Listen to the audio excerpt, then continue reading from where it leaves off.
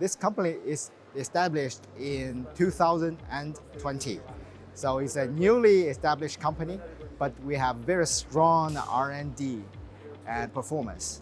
And now we have more than 500 employees. Our company is mainly focused on anti-drone system. Actually, nowadays, small drones are really a threat for us. And what we need is this type of equipment that we can detect and jam the drone.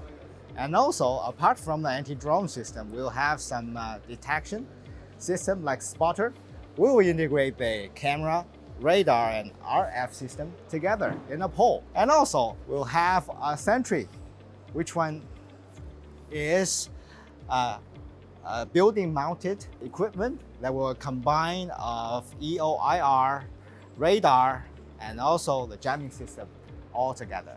So we are here to let the UAV shut down, let the UAV hit down.